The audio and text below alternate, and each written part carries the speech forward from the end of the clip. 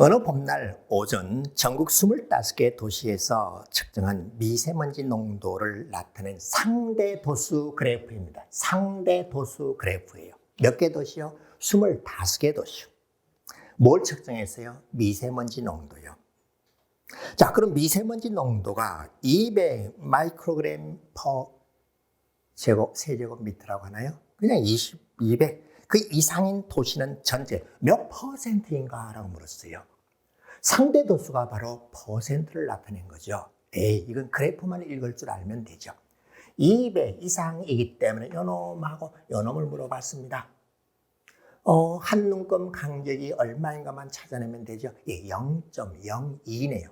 따라서 이 아이에 해당되는 것은 0.08이고요. 네, 상대 도수요. 그 다음에 여기 해당되는 것은 0.04입니다. 따라서 200 마이크로그램 이상인 것은 0.12이고 이것을 퍼센트로 나타내면 12%입니다. 상대 도수가 무엇인지 아는가? 그 그래프를 올바로 읽고 해석할 수 있는가를 물어본 아주 쉬운 문제였습니다. 세수 x, y, g가 다음 조건을 모두 만족시킨다. 가조건을 봤더니 x, y, e, g 중에서 적어도 하나는 3이다. 적어도 하나는 3. 이게 무슨 소리입니까? 3인 것이 한 개나 두 개나 세 개라는 3인 것이 있다라는 뜻입니다. 그 다음에 나 조건은 x, y, g가 들어가 있는 등식이 하나 있네요. 이 x, y, g는 이 조건을 다 만족한대요. 그럼 10xyz가 얼마냐라고 물었어요. 야, 이거 어떻게 풀어요? xyz들 다 구해야 되나요? 아니야, 10xyz의 값을 구하면 됩니다. 뭐라고 그랬어요?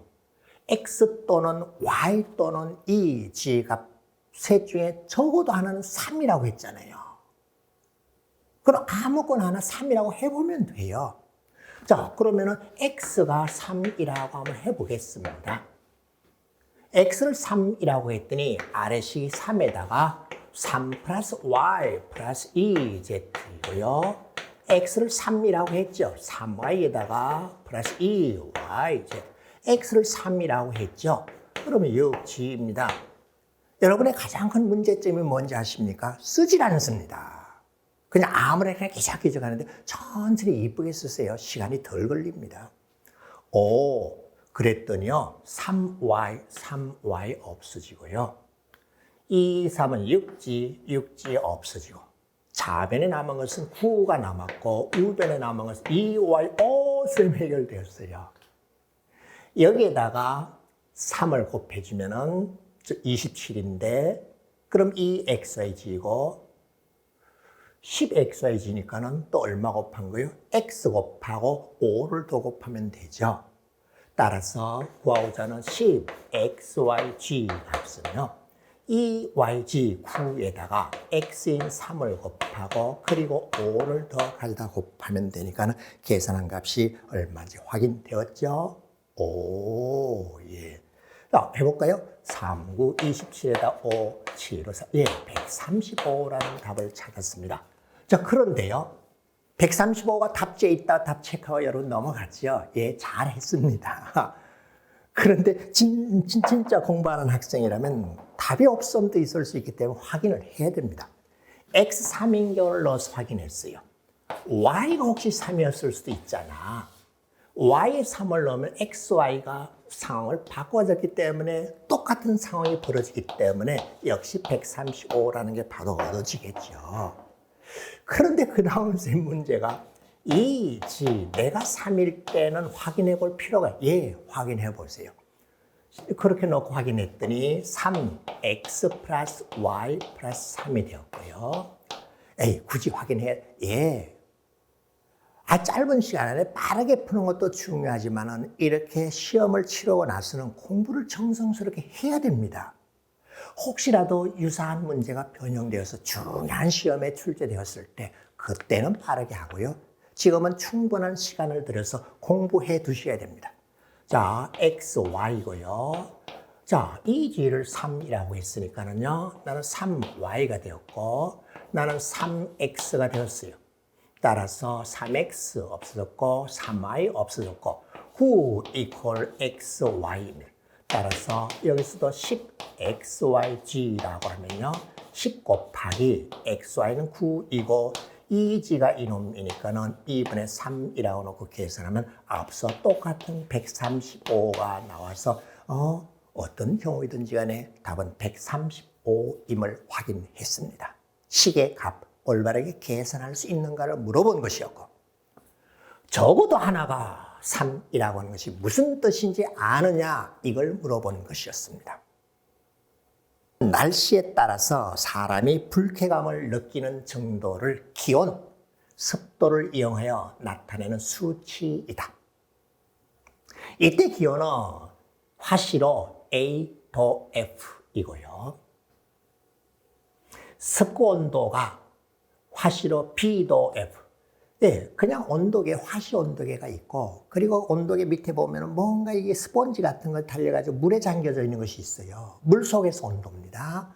그걸 습고 온도계라고 합니다. 화시로 측정하는 데는 이유가 있습니다. 그것도 인터넷으로 여러분이 한번 검색을 해보세요.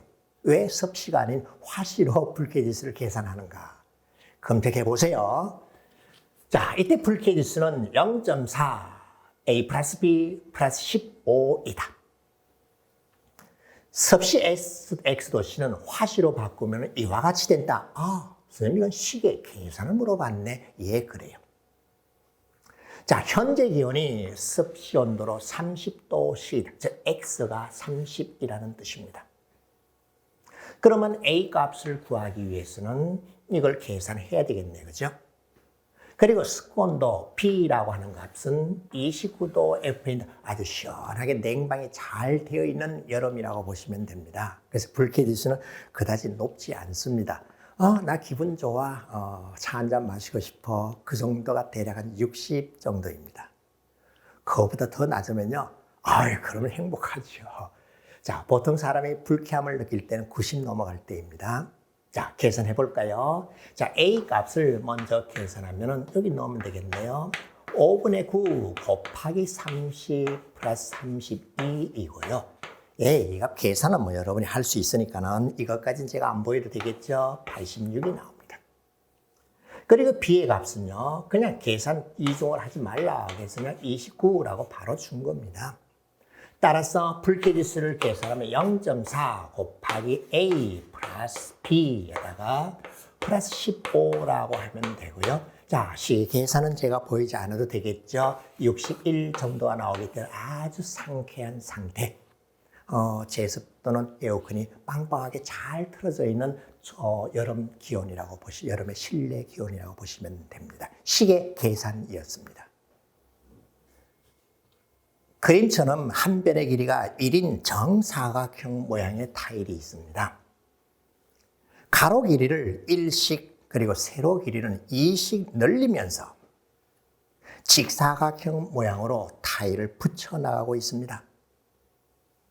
이때 가로 길이가 X이고 그때 전체 타일의 개수를 Y라고 했을 때 Y를 X에 대한 식으로 바르게 나타낸 것은 이라고 해서 식의 표현을 물어봤습니다. 그런 건가요? 네, 그림으로 주어진 것도 있고 표로 주어진 것도 있고 좌표 평면에 점으로 주어진 것도 있겠죠. 이렇게 문장으로 주어진 것도 있습니다. 자, 보겠습니다. 가로 길이를 1이라고 했더니 높이 1이 되었고요. 가로 길이 2라고 했더니 높이는 3이 되었고요. 가로 길이 3이라고 했더니 높이는 얼마요? 1, 2, 3, 4, 5가 되었어요. 규칙 발견해내면 돼요. 가로 길이 4라고 했더니 높이 1, 2, 3, 4, 5, 6, 7이 되었습니다. 자, 그럼 발견했는지요? 가로 길이를 X, 가로로 뭐 X가 놓여져 있다 합시다. 저 한 칸 넓이가 1이니까는. 세로는 어떻게 되었게? 1일 때 1, 2일 때 3, 3일 때 5, 4일 때 7. 뭐예요? 2배에서 1 빼면 되잖아. 2배에서 1 빼면 되죠. 2배에서 1을 빼면 돼요. 오케이, 세로 길이는 2x-1입니다.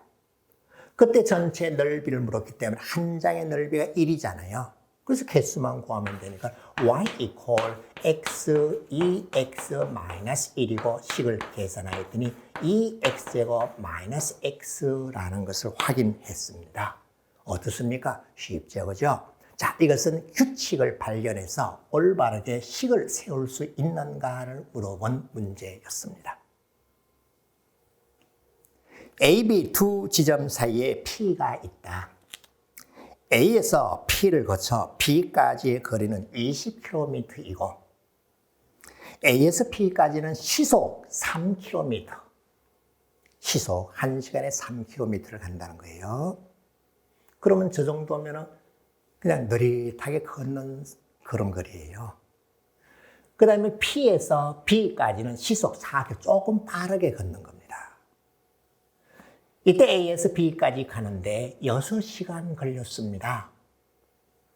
그럼 P에서 B까지의 거리는 어떻게 됩니까? 라고 물었죠. 시간, 속력 또는 속도, 거리 사이의 관계를 물어본 겁니다. 자, 여기 A라는 지점이 있어. 나 이렇게 해서 B라는 지점이 있어. 여기 중간에 P라는 지점이 있습니다. 뭘 물어봤습니까? P에서 B까지 거리가 몇 킬로미터인가? 이걸 물어본 거네요. 그죠? 오. 전체는 얼마나 그랬어요? 20km요. 그러면 A에서 P까지의 거리는 20-x 킬로미터가 되겠네요. 그죠? 여기는 어느 정도 빠르기로 갔습니까? 1시간에 3km를 갔습니다. 1시간에. 어이쿠, 늦었네. 그래서 조금 빠른 걸음으로 갔어요. 1시간에 4km 거리로 갔습니다. 야, 20km 가는데 걸어가거나 조금 빠르게 걸어가면 6시간 걸린대요. 여러분 거리에 대한 감각이 잘 없죠. 보통 지하철 또는 버스 한 정거장 거리가 한 500m로 보시면 됩니다. 그래서 6km라고 하면은 지하철 정거장으로 몇 개? 한 12개, 11개 정도 거리로 보시면 돼요. 꽤 먼 거리입니다. 자, 뭘 X를 구하라 그랬어요. 그러면요, 거리가 있고 속력이 있어. 알겠습니다. 20-x 킬로미터를 시속 3km로 갔다면은 소요된 시간은 이만큼 됩니다. 거리를 속력으로 나누면 시간이 나오고요. 그 다음 또 X라고 하는 거리를 시속 4km로 갔으니까 이만큼의 시간이 걸렸어요. 그게 몇 시간? 6시간. 오, 됐네. 1차 방정식을 올바로 세울 수 있는가를 물어본 거예요. 그 다음에 이 방정식 푸는 방법은 여러분이 익숙하죠? 3분의 1, 4분의 1이 귀찮기 때문에 12를 곱해서 그 개수들이 정수가 되도록 고친 다음에 풀어내면 되죠. 자, 계산은 여러분이 다 할 수 있습니다. 자, 제가 해볼까요? 12 곱하면 80-4x 12를 곱하면 3x 12를 곱하면 72가 나왔고 그래 마이너스 x 우변으로 넘겨주면 되니까는 구하고자 하는 x는 8 단위는 킬로미터입니다. 옳지 확인되었습니까? 자, 거리, 속력, 시간 사이 일명 거속시라고 해서 외우고 있는데 그렇게 할 필요 없어요. 거리를 속력으로 나누면 그냥 시간 단위만 잘 가져다 표시해도 됩니다. 속력, 거리, 시간 때문에 좀 힘들었던 학생이 있는데 간단한 1차 방정식의 활용이었습니다.